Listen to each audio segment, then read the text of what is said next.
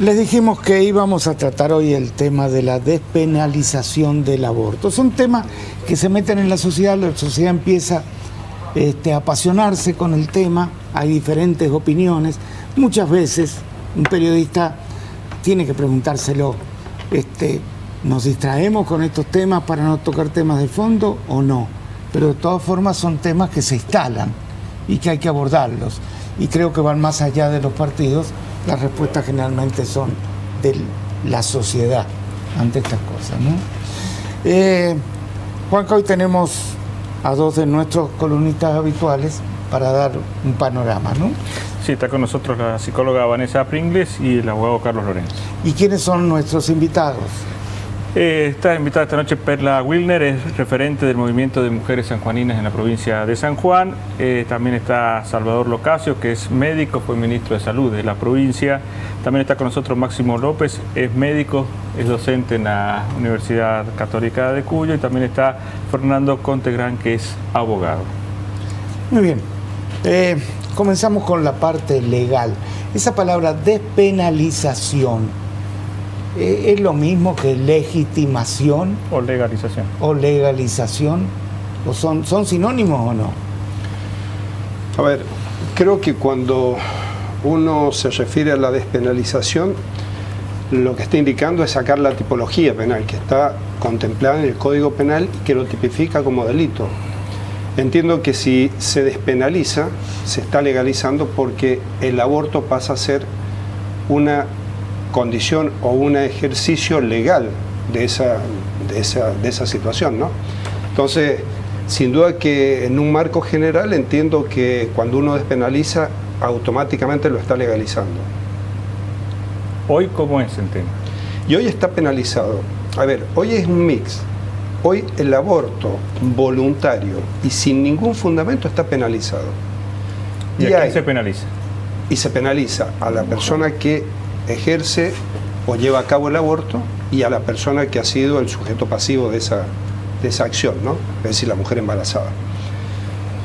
Pero a la vez también está contemplado en el Código Penal una serie de excepciones, que son 3, y que están basadas, se podría decir, por un elemento externo que ha llevado a que la mujer haya quedado embarazada. Como puede ser una violación, como puede ser si se pone en riesgo la vida de la persona que está embarazada, o cuando hay indicios de una malformación grave.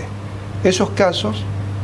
¿Hay hasta determinado tiempo donde se puede practicar ese aborto hoy legal? Hay un tiempo, es decir, cuando estamos en esos 3 aspectos o clases que yo he mencionado, no hay ningún tiempo. Inclusive en el proyecto tampoco se contempla. En el proyecto, por ejemplo, hay un tiempo que son las 14 semanas. ¿En el proyecto que se va a tratar? En el proyecto que se ha presentado para ser tratado.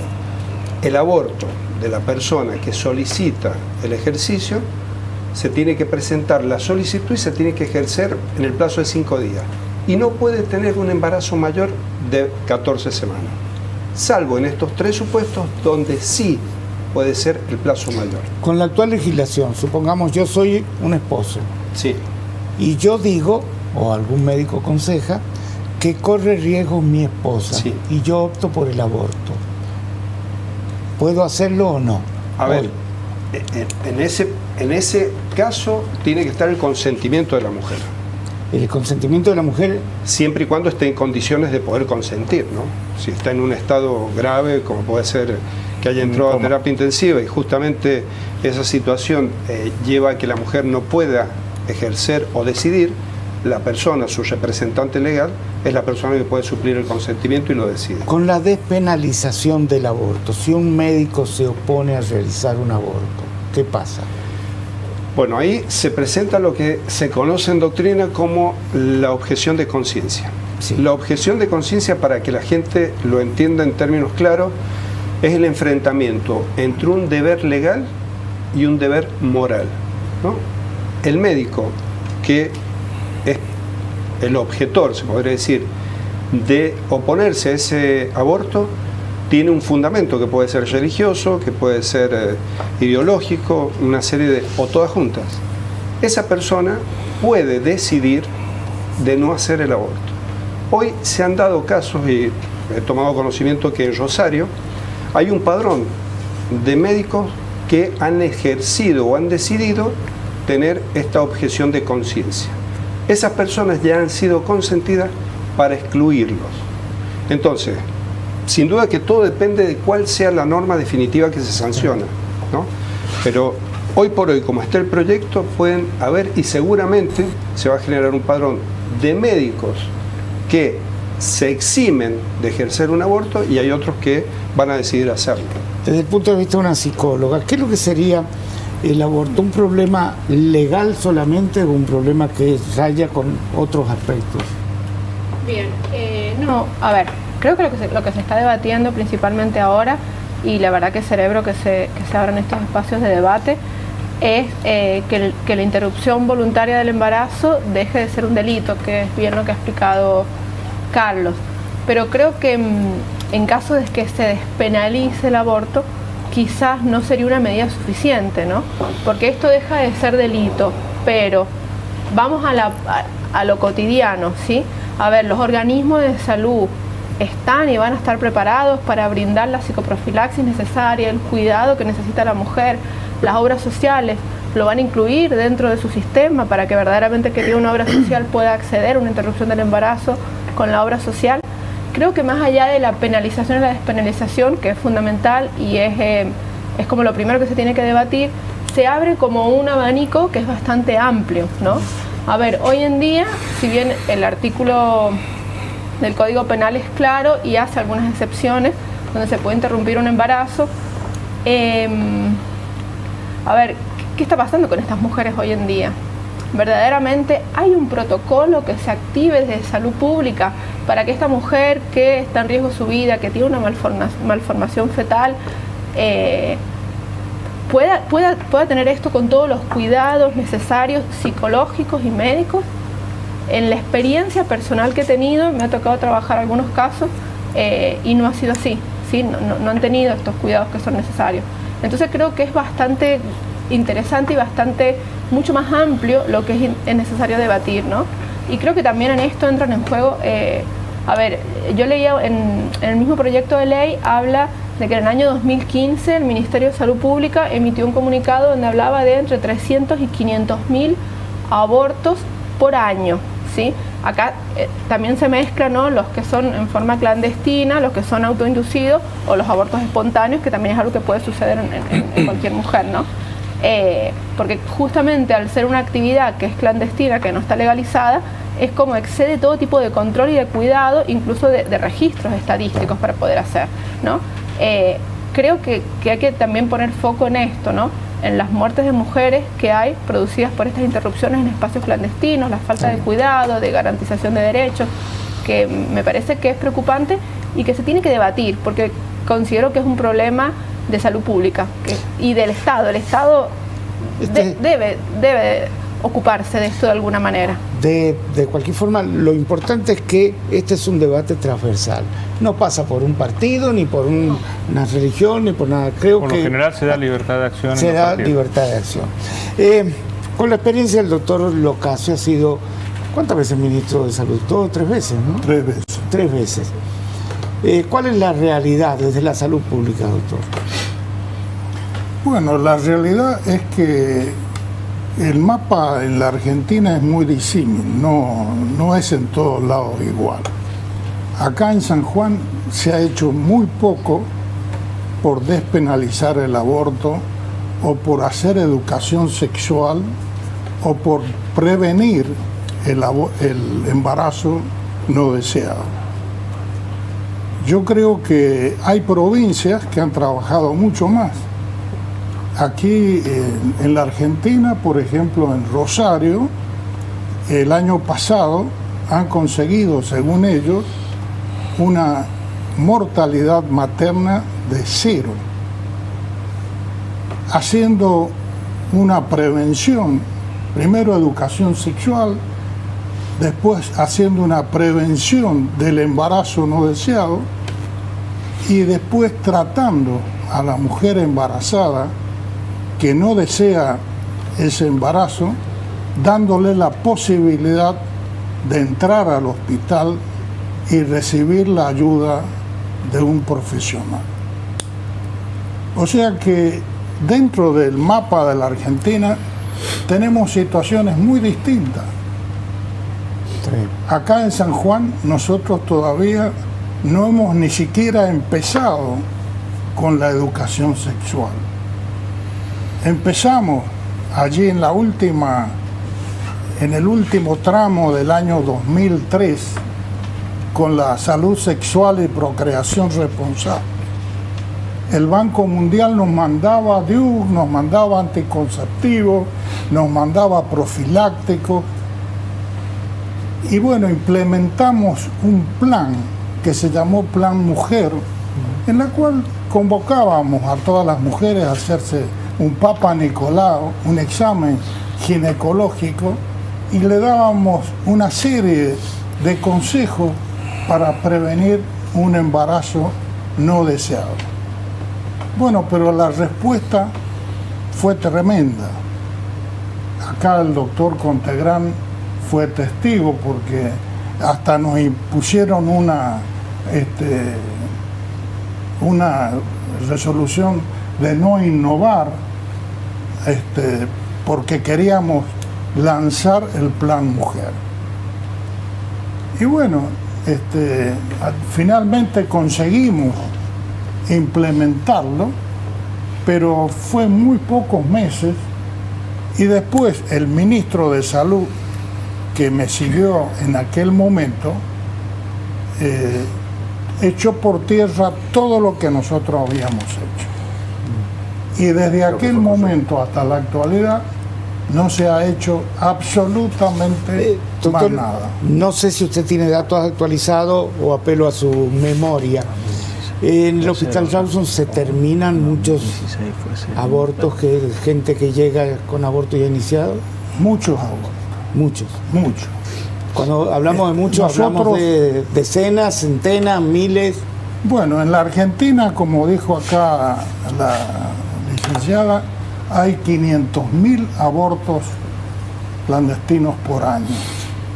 Y hay una mortalidad materna que estamos ahí peleando a la punta de la mayor cantidad, con 3,8 por mil, casi 4 por mil de las mujeres que abortan que mueren. Aparte de esto, también tenemos que tener en cuenta la mortalidad infantil, porque la mayoría de las madres, si nosotros analizamos las parturientas que van al Hospital Rawson, empiezan a encontrar niñas que tienen 13, 14, 15 años. Van mujeres que tienen 18, que ya tienen tres niños. O sea que para esa mujer un cuarto embarazo representa una carga tremenda. Y no tienen dónde acudir, porque nosotros tenemos las puertas del hospital cerradas. Sí. Allá penalizamos nosotros a quien viene al hospital a hacerse un aborto. Ni siquiera el médico puede decir, mire, ¿usted por qué quiere hacerse el aborto? ¿Cuál es el motivo? Tiene muchos hijos, tiene problemas económicos, tiene problemas familiares, tiene problemas sociales. Déjenos que la ayudemos. Tenemos que entrar en contacto con esa mujer. Está bien. Usted mencionó al doctor Contegrán, yo quisiera escucharlo también ahí. Bueno, primero gracias por la invitación. Uno no puede dejar de pensar jurídicamente, y usted, Juan Carlos, dijo, en primer lugar es un tema jurídico, sin ninguna duda. Por supuesto que esto excede lo jurídico, entramos en el terreno de lo religioso, de lo ético, de lo moral, de lo jurídico, de lo médico. Es un tema muy complejo, por cierto. Entiendo que es importante que nuestros legisladores, que en definitiva son quienes van a tener la grave responsabilidad de legislar sobre esto, los diputados y los senadores, estén muy bien informados y muy bien formados en el tema, porque va a depender de ellos qué ley se sancione o no. A título estrictamente personal, yo desde hace muchísimos años estoy particularmente en contra del aborto, particularmente en contra del aborto voluntario. O sea, entendiendo por tal la decisión de una mujer, por su libre decisión, libre albedrío, de interrumpir el embarazo y practicar un aborto. Entiendo que hay que privilegiar el derecho a la vida también de la persona por nacer, y en ese sentido, como no puedo dejar de pensar jurídicamente, me permito leer muy brevemente nuestro Código Civil y Comercial vigente desde hace 2 años y medio, muy poco tiempo. Dice en el artículo 19, comienzo de la existencia. La existencia de la persona humana comienza con la concepción. Una definición muy clara, muy taxativa, muy categórica. Nuestro código hace 2 años y medio, o sea, no el siglo pasado, hace 2 años y medio, dice la existencia de la persona humana comienza con la concepción. Si esto le sumamos el derecho implícito a la vida en nuestra Constitución Nacional y el derecho expreso a la vida en prácticamente todos los tratados internacionales con jerarquía constitucional incorporados en nuestra Constitución en la reforma del año 94, en el artículo 75, inciso 22, bueno, es un tema jurídico muy complejo. En materia de derechos humanos, los tratados de derechos humanos, tal cual como estos, apuntan al denominado principio pro homine, apuntan a la progresividad de los derechos humanos, no se puede retroceder después de que se ha otorgado un derecho humano. Y no puedo dejar de hacer referencia, porque es un tema que nos atañe muy personalmente, que, por ejemplo, la Convención sobre los Derechos de las Personas con Discapacidad, que es una convención internacional a la que ha adherido la Argentina, que tiene jerarquía constitucional en nuestro país, expresamente en el artículo 10 también dice que la persona con discapacidad tiene derecho a la vida. Digo esto porque en su momento se hablaba de la denominada indicación eugenésica. Recién se dijo, bueno, si la mujer sabe que va a tener un hijo con malformaciones, un hijo con discapacidad, con algún síndrome discapacitante, bueno, podría ejercer el derecho a interrumpir el embarazo, a practicar un aborto. Bueno, en lo personal estoy absolutamente en contra de eso. Sí. Ya la Alemania nazi tuvo una experiencia monstruosa al respecto, y creo que una persona con discapacidad no es ni más ni menos que una persona que no tiene discapacidad. Lo digo a partir de que tengo una hija con discapacidad, y no siento que mi derecho sea superior al derecho de ella a vivir, aunque no hable, aunque no camine y aunque no tenga un coeficiente intelectual superior a un niño de 3 o 4 años. Quisiera escuchar la opinión de Perla, que es una referente del movimiento de mujeres sanjuaninas. Bien, nosotras estamos a favor, como decimos, de la triple consigna, que es educación sexual para decidir, anticonceptivos para no abortar y aborto legal para no morir. Es un problema de salud, es un problema social. Los movimientos de mujeres hemos hecho una ardua tarea en la prevención, y de esto dan cuenta la ley del 2002 de educación sexual y procreación responsable. En el 2006, la ley de educación sexual integral. En el 2006, la ley de ligadura de trompas de falopio y vasectomía. Quiere decir que hemos puesto una fuerza importante en la tarea preventiva, solicitando también, porque hay un programa que está en esta ley 26, la de salud sexual y procreación responsable, un programa concreto de trabajo. Esto es una responsabilidad de los sucesivos gobiernos no haber cumplido satisfactoriamente estas leyes vigentes desde hace tanto tiempo. Y a su vez, ya el doctor ha dado cifras y elementos para poner en la mesa. Tenemos que considerar que aquí también en San Juan hemos trabajado mucho en esa época con la entonces diputada Delia Papano, Rubén Miranda, hemos participado junto con, venían 2 médicos, el doctor Roca, creo que era, y el doctor Sana, a aportar a los debates, y se escribieron 2 leyes importantes que después creo que no se trataron. Es decir, habiendo puesto este esfuerzo y persistiendo el número de muertes de madres, de mujeres, por las razones que ya se han explicado, es una realidad social que existe en el país y que hay que resolver, teniendo en cuenta, a su vez, que la mitad de la población, que somos las mujeres, tiene una franja importante de mujeres pobres, de mujeres en situación de vulnerabilidad, de no acceso a la educación, a la salud y a la justicia, en condiciones también de poca posibilidad de acceso al trabajo. Y vamos a decir también que cuando una mujer se presenta en una empresa y dice que tiene 4 hijos, ya eso es un signo para que no sea tomada en esa empresa por ser una madre de muchos niños. Por lo tanto, y hay empresas que si estás embarazada directamente te despiden. Quiero decir, para poner en la mesa una realidad social que existe y que hay que atender, y en ese contexto también hay una doble situación, la desigualdad que sufrimos las mujeres y que nos lleva a todo esto que decía, se le suma también todo este problema de las ideas, los prejuicios y todo lo que recae sobre la mujer como única referente y sostenedora de la familia. Y yo digo, cuando una mujer le dice a un médico, mire, si me pongo un DIU mi marido se va a dar cuenta, ya me está diciendo puertas adentro cuáles son sus decisiones, su poder de decidir.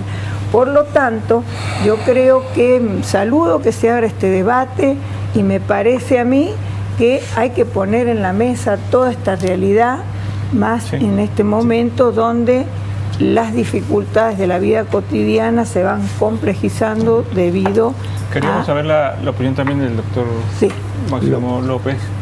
¿Qué es lo que nos puede aportar sobre este tema? Bien. Bueno, buenas noches, gracias también por la invitación. Bueno, yo soy médico, toco ginecólogo, hago ginecología y obstetricia, trabajo en la maternidad del Hospital Rawson desde el año 92 con la residencia y 95 como médico de planta. Soy docente de obstetricia de la carrera de medicina en la Católica. Y bueno, la verdad que un poco con respecto al tema de las cifras, la verdad es que en realidad las cifras que se manejan, sabemos que el Ministerio de Salud de la Nación y la Dirección de Estadística siempre nos van arrojando datos, no del año que ha finalizado, sino del anterior. Entonces, hace poco, incluso los medios nacionales comentaban estos datos de que en realidad la mortalidad materna en la Argentina, en el total de la Argentina, ha sido de 43 mujeres para el año 2016 y había sido de 55 mujeres en el año anterior. O sea que ha habido una reducción de la mortalidad materna. Y en San Juan, en el año 2016, hubo 0 también de mortalidad materna. Con respecto a las cifras de abortos a nivel nacional, siempre escucho yo esto de los 300.000, 500.000 abortos. No sé de dónde sale, la verdad, sinceramente, porque es un poco difícil, porque evidentemente los abortos, al ser, como decían recién, penalizados, los abortos provocados, la verdad que no puede haber estadística, ¿cierto?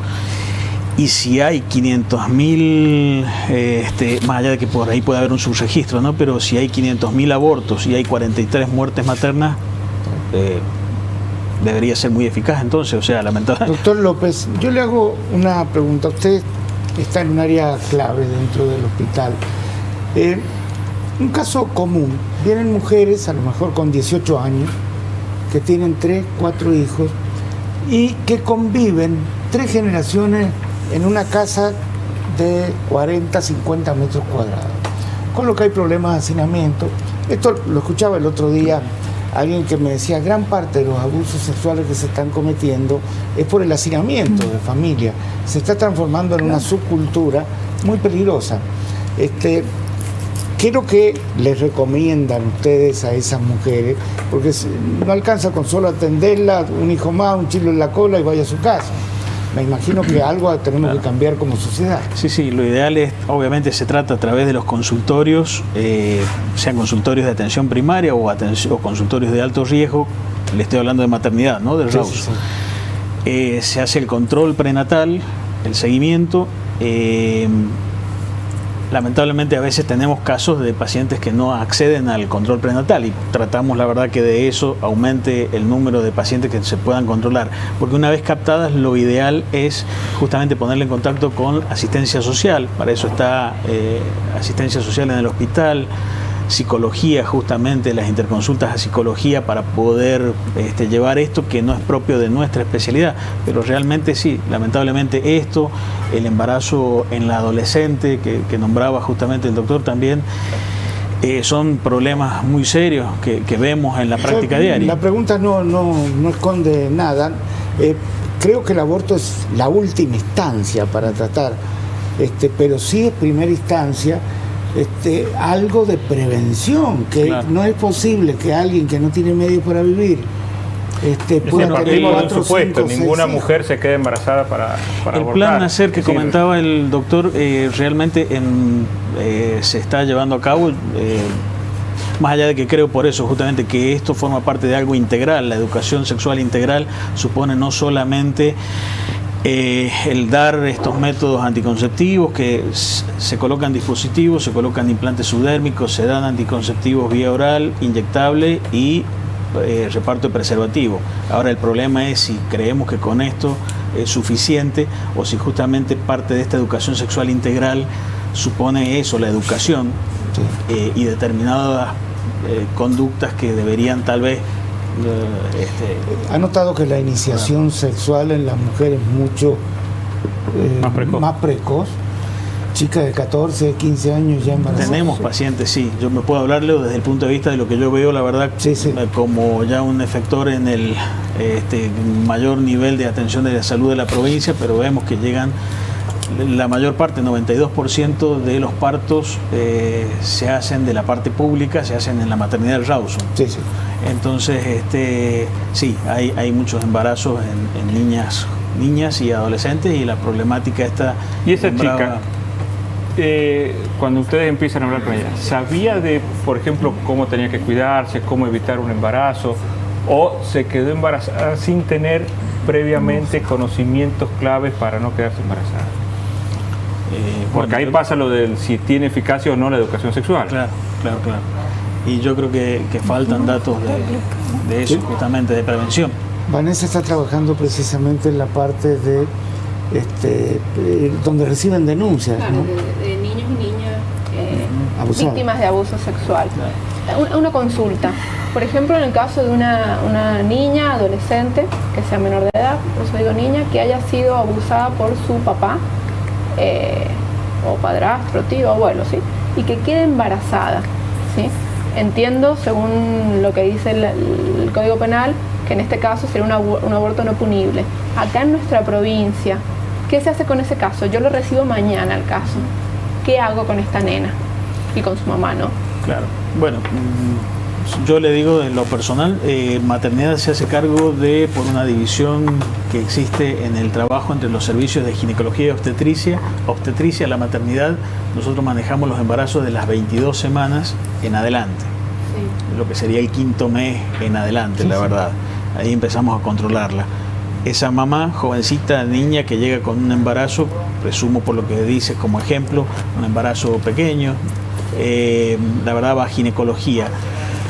No estoy muy al tanto, la verdad, de lo que son los protocolos propiamente de atención, y si estuvieran en vigencia protocolos que creo que pero depende más de la actitud del médico que de un protocolo, ¿no es cierto? Habrá médicos que sí quieren intervenir en el caso y médicos que sí, no. Yo en lo personal, la verdad, estoy también a favor de la vida y contrario al tema del aborto, porque creo que justamente... Claro, ella plantea el caso de una chiquita embarazada por el padre. Claro. Es que el hospital tiene que dar una respuesta diferente de lo que dice el médico. Que es un aborto punible, por eso lo planteo, ¿no? No estoy planteando quizás otros planteos como los que acaba de hacer acá Perla, o de un control de no querer tener más hijos, sino en este caso, ¿no? Que estaría dentro de lo que es legal en nuestro país. Pero entonces digo, bueno, esto pasa, y pasa mucho, y pasa a diario, ¿no? ¿Qué está pasando con estos casos? Nosotros, muchos colegas, por lo menos que sí, y se ha dado el debate y la charla entre colegas ahora, todos los años prácticamente, al final, pero este año también ha comenzado. me animaría a decir que muchos, no podría dar un número, incluso lo estamos charlando en nuestra sociedad también, de profesionales, pero un gran número, la verdad, estamos a favor de la vida, entendiendo que la vida de un ser humano comienza en el momento de la concepción y que entendiendo casos que son realmente muy serios y muy graves, como esto de una violación y demás, la verdad que creemos que el tema de la vida de ese ser por nacer, de ese niño por nacer, es muy importante. Les cuento que, como siempre ocurre, en los cortes se sigue conversando el tema. Y Juanca comentaba algo. ¿Cuándo se sancionó por última vez a un médico que se dedique a hacer abortos clandestinos? Porque estamos hablando de que hay muchos abortos clandestinos, pero no hay una persecución de quien realiza abortos clandestinos. Tampoco hay entonces escrache, porque el que uno lo diría, pueda pagar, va, el que no. Lo lógico en estos Sí, temas que son tan efectivamente, sensibles. acá han habido médicos que todo el mundo sabía que hacía aborto. Y bueno, nunca fueron detenidos ni siquiera investigados, ¿no? Y bueno, y algunos de ellos hicieron fortuna realizando aborto. O sea, nosotros tenemos que abrirle la puerta, porque no hay peor enfermedad que una mujer tenga un embarazo no deseado. El aborto es horroroso para la mujer, horroroso para el médico, para la sociedad y para todo el mundo. Pero nosotros tenemos que abrirle las puertas del hospital para que la mujer que tenga un embarazo no deseado pueda llegar a tomar contacto con el médico o con el grupo profesional del hospital. Porque allí es donde puede encontrar una ayuda, una solución. Hay que armar un departamento para asistir a estas embarazadas, para decirle, bueno, ¿por qué usted quiere realizar el aborto? Tiene problemas económicos, se lo vamos a solucionar. Tiene problemas familiares, se lo vamos a solucionar. Tiene problemas familiares, sociales, bueno, se lo vamos a solucionar. ¿Cuántos meses le queda para terminar un embarazo normal? 4 meses, 5 meses, 6 meses, termínelo.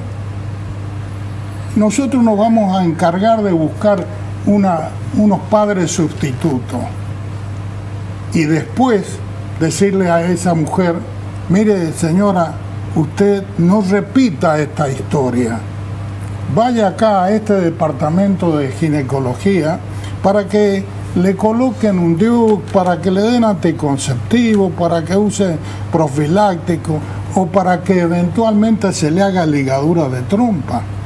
Todos estamos a favor de la vida. Yo también no quiero ni que se muera la madre ni que se muera el niño.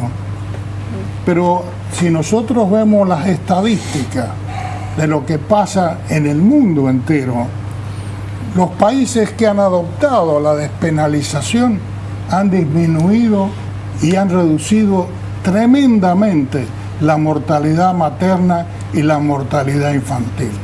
Y nosotros nos hemos quedado estancados ahí esperando que la educación sexual, que la prevención del embarazo, que tenemos que hacer esto, tenemos que hacer lo otro, pero no hacemos absolutamente nada. Y bueno, y así se va pasando los años. Yo llevo varios años de periodismo y este debate lo he escuchado tantas veces. Dicen que el primer debate fue en la legislatura nacional, 1902. 1902, el primer debate. Claro. Recién decían algo que a mí me pone los pelos de punta. Madres que llegan por tercera vez a hacerse un aborto. Tampoco es una cosa deportiva esto, ¿no? Algo tenemos que hacer para que cambien determinadas conductas. No, esa mujer tiene que ser recibida por un profesional, por una visitadora social, tiene que tener una asistencia religiosa, tiene que tener los medios para prevenir otro embarazo y que no caiga a los 3 o 4 meses con que tiene otro embarazo no deseado. Doctor Contegrán, ¿usted es partidario también de algún tipo de control de la natalidad? A ver, me permito decir que coincido bastante con lo que ha hecho el doctor Locasio. Prevención, asignación de más recursos, Sí, sí. Contención de la mujer. Por supuesto, nadie está de acuerdo con que mueran mujeres, tampoco que mueran personas por nacer y concebidas. Hay que tratar de salvar las dos vidas, no una sobre la otra. Sí me permito decir que el concepto de embarazo no deseado me parece un poquito peligroso, diría entre comillas. Creo que me atrevería a decir que ninguno de los que estamos acá podemos asegurar que fuimos concebidos por nuestros padres en un momento de absoluta decisión voluntaria, consciente, libre. Creo que esto no lo puede decir nadie. Posiblemente muchas personas, entre las cuales nos podemos incluir, hemos sido concebidos en un momento difícil de nuestros progenitores, por distintas causas. O sea que el desear o no desear el embarazo, sinceramente no me parece una causa de legitimación de la violentación o violación de un derecho de una persona por nacer. Porque caemos al tema de la voluntariedad. Lo deseo, no deseo este embarazo porque estoy casada, soy pudiente y no lo deseo por cuestiones estéticas, porque voy a engordar, porque no quiero amamantar. Digo, puede haber miles de causas, sí, sí. Algunas que podría ser atendible, pero otras seguramente que no.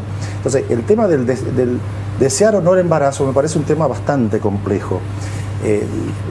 Legitimar la interrupción del embarazo o el aborto a partir de que no lo deseo, más allá de que sea en el matrimonio, una mujer que vive por debajo de la línea de la pobreza, que tiene 5 hijos, que el marido, como pasa lamentablemente en muchos casos, se le fue, no le pasa una cuota alimentaria. No, nadie está de acuerdo con eso, sin ninguna duda. Entonces, coincido con lo que dice el doctor Locasio. Pero ¿cómo lo prevenimos, doctor? ¿Cómo? ¿Cómo lo prevenimos? Porque mire, a ver, si me permite colocarle un DIU. En un país que no es entonces, si me permite, Juan Carlos, en un país que no es rico como este, porque creemos que es rico, pero evidentemente no lo somos o lo subexplotamos, bueno, reasignar recursos, el máximo recursos a la salud, a la prevención. Bueno, coincidimos en que nadie quiere el aborto. Es el último recurso, entre comillas, no querible, no querido. Asignemos más recursos, hagamos menos fiestas, de la naturaleza que sea, subsidiemos cosas más importantes como esta. Lo decía el doctor Locasio, bueno, servicio de medicina, contención psicológica, espiritual, religiosa, apoyo económico a la mujer embarazada. Esto es promover la vida. Más en un país que tenemos 40 millones de habitantes con una capacidad para tener 200 o 300 millones de habitantes. No somos la India con 1.300 millones de habitantes. Pero sería partidario de una planificación, digamos, si no se la puede dar la familia, que se la dé el Estado, una ligadura de trompa, por ejemplo. Hay países que lo tienen, Chile, acá al lado. No hablemos de China. Pero hay muchos países que lo tienen. ¿Estaría de acuerdo o no? Creo que es un tema muy personal, Juan Carlos. Creo que es un tema muy personal, librado a la conciencia y al libre albedrío de cada persona. Que una mujer diga, bueno, me ligo las trompas, no me ligo las trompas. En fin, creo que es un tema muy personal. Por supuesto, parto de la idea que no implica obligar a nadie a hacerlo. La oferta de que exista, bueno, habría que estudiarla. Porque yo veo que el profiláctico, hay lugares donde la mujer le va a decir al marido, mira, colocate tal cosa, y el marido un cachetón y se acabó. No es tan sencillo. Vamos. En ese momento, y después un problema de la mujer y el marido se desligó. Bajo ningún supuesto, bajo ningún supuesto, la pareja o lo que sea. Bajo ningún supuesto consentimos la violencia del hombre sobre la mujer, bajo ningún supuesto, ni dentro ni fuera del matrimonio. Sí, sí. De hecho, hasta hace muy poco, Perla, esto vos también lo sabés, para que la mujer pudiese hacer la ligadura de trompa en el ámbito de salud pública, debía venir el marido y firmar. O sea que la mujer no podía decidir un método anticonceptivo sin la firma de la mujer. A ver, creo yo que el aborto no es un método de planificación familiar. No lo es. Entonces creo que son dos debates distintos. Una cosa es prevenir embarazos, deseados o no deseados, no vamos a discutir el tema porque comparto lo que vos dijiste en un nivel social medio alto, pero creo que la realidad de otras mujeres es totalmente distinta, que no va por la estética ni por cuestiones así. Y creo que, por otro lado, el debate de despenalizar o no y de legalizar o no el aborto habla también de una desigualdad social gravísima, ¿sí? Porque en realidad una mujer que tiene los medios necesarios puede acceder a un aborto, de hecho acceder a un aborto con todos los cuidados necesarios y que yo sepa no hay muertes en este caso. Pero ¿qué pasa con la mujer que no puede acceder? Es como que las mujeres seguimos viviendo cuestiones de inequidades muy grandes. Entonces, ¿qué pasa con estas inequidades? Recién yo les comentaba, por mi trabajo anterior, he estado muy cerca del ambiente de la prostitución, prostíbulos, trata de personas, y en realidad ya a la mujer no se le consulta si quiere o no hacer un aborto, ¿sí? Se la lleva y se la obliga a interrumpir el embarazo. ¿Qué es lo que pasa en la mente de una mujer que cuando tenía 16, 17, 18 años abortó? ¿Qué es lo que pasa después? Porque también hay que pensar en esa mujer. Bien, sí, porque no debe ser grato para ninguna mujer la situación. Esa experiencia debe ser tremenda. Con seguridad, que queda con un traumatismo psicológico. Por eso me interesa más la prevención que la... Pero mira, si le sacamos los mandatos sociales familiares... Lo que pasa que si vos eliminás toda esa presión de la culpa y que pesa sobre la mujer en la sociedad, que tiene que tener, que parte de lo que decía recién, puertas adentro, vienen todos esos mandatos que si te cuidas me puedes engañar, bueno, todo lo que ya sabemos que presiona sobre una mujer. Creemos que, primero voy a decir que en los países donde se ha legalizado ha bajado el número de prácticas abortivas, y que la mujer debe tener la posibilidad de decidir. Y vuelvo a insistir, trabajar la prevención es importante, porque mientras nosotros estamos hablando que tal vez que mañana no se está haciendo, necesitamos las consejerías, si bien es cierto que hoy se entregan más anticonceptivos en las salas, no está el otro aspecto que es el seguimiento y que es la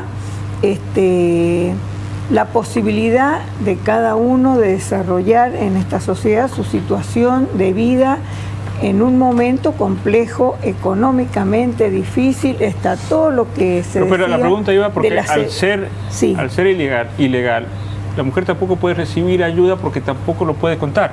Es entonces, que la única mujer que realizó un aborto clandestino tampoco puede contarlo para recibir una ayuda, por ejemplo, de algún profesional, un psicólogo. Mira, entonces carga muchas veces con esa culpa sin poder exteriorizarlo de ninguna forma, porque tampoco confiesa que ha cometido un delito.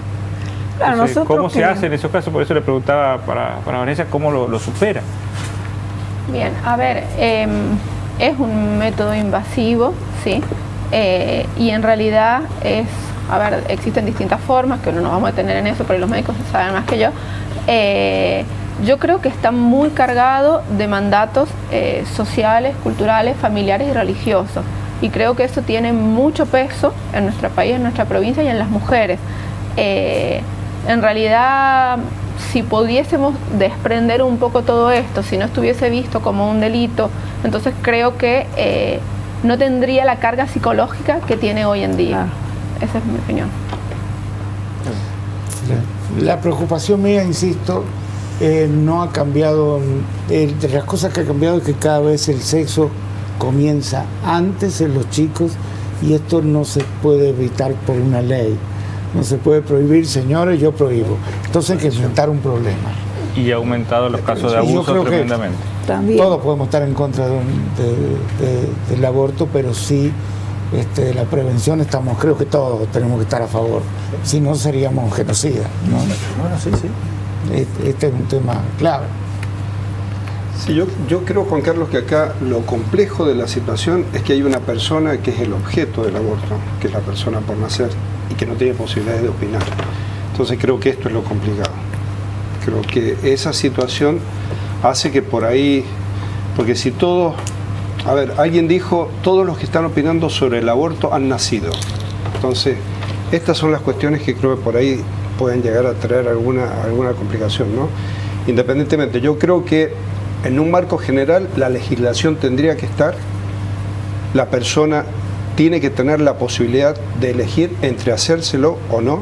Creo que coincido con alguna opinión que ha dicho, es una cuestión de conciencia, cada uno sabe. Entonces creo que estas cuestiones son por ahí lo que hay que tener. Creo que el debate recién empieza. Creo que vamos a tener para entretenernos un tiempo largo con este debate. porque si se va a tratar en el Parlamento van a intervenir todos los sectores, seguramente, y van a estar sectores organizados, van a estar divididos por ideología, por religiones, por partidos, por más que se dé libertad. Queríamos hoy esta primera aproximación a un tema que es delicado, tenemos algún regalito para nuestros invitados y quería... Bueno, ¿saben por qué el San Juan 2035? Porque cada vez que viene un nuevo gobierno planifica el San Juan 2030, el San Juan del millón de habitantes, el San Juan de... este libro salió ya hace casi 10 años y donde hay una serie de pensadores que trataban de analizar cuál es la realidad de que vamos a enfrentarnos, desde la arquitectura, desde la planificación de la familia, de todas las cosas que es lo que podía cambiar. El libro está escrito, no sé si alguien lo tuvo en cuenta, porque por ahí se crean los organismos con 28 cargos y ni siquiera se leen libros que ya están escritos. Muchísimas gracias. Muchas gracias por habernos acompañado.